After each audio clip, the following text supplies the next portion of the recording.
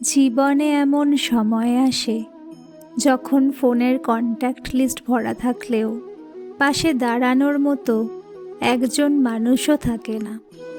মন ভেঙে যায়, আত্মবিশ্বাস কমে যায়, মনে হয় আমি একাই লড়ছি। ঠিক তখন শ্রীকৃষ্ণ কি বলেন, আজ আমরা জানব সেই গভীর বাণী যা 1000 বছর আগেও ছিল সত্য, আর আজও আমাদের জীবনের অন্ধকারে আলো দেখায়। 1. তুমি একা নও। শ্রীকৃষ্ণ বলেন, আমি সর্বদা তোমার হৃদয়ে আছি। আমরা মানুষকে খুঁজি বাইরে, কিন্তু শক্তি থাকে ভেতরে।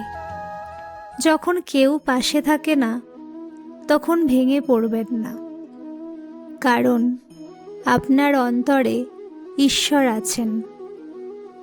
2. কর্ম করে যাও, ফলের চিন্তা করো না। ভগবদ্গীতাতে শ্রীকৃষ্ণ অর্জুনকে বলেছিলেন, কর্মণ্যেবাধিকারস্তে মা ফলেষু কদাচন।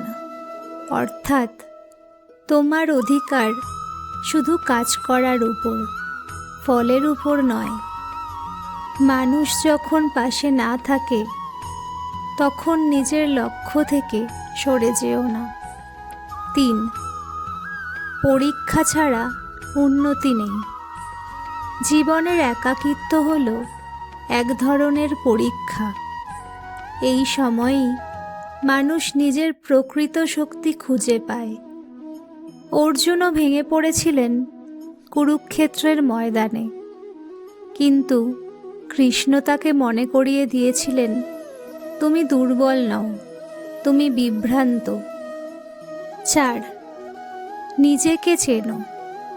যখন কেউ পাশে থাকে না, তখন সময় আসে নিজের সাথে পরিচিত হওয়ার। কৃষ্ণ বলেন, আত্মাকে চেনো, কারণ আত্মা অমর। মানুষের সমর্থন ক্ষণস্থায়ী, কিন্তু আত্মার শক্তি চিরস্থায়ী। যদি আজ আপনি একা অনুভব করেন, যদি মনে হয় পৃথিবীতে কেউ আপনার কথা ভাবছে না, তাহলে চোখ বন্ধ করে একটা কথা মনে রাখবেন, শ্রীকৃষ্ণ কখনো তার ভক্তকে একা ছেড়ে দেন না। মানুষ হয়তো সাময়িকভাবে দূরে সরে যায়, কিন্তু ঈশ্বরের সঙ্গ কখনো দূরে যায় না। আজকের কষ্টই আপনার আগামী দিনের শক্তি। আজকের একাকিত্বই আপনার আত্মবিশ্বাস গড়ার সময়। তাই ভেঙে পড়বেন না, হাল ছাড়বেন না, নিজের ওপর বিশ্বাস রাখুন।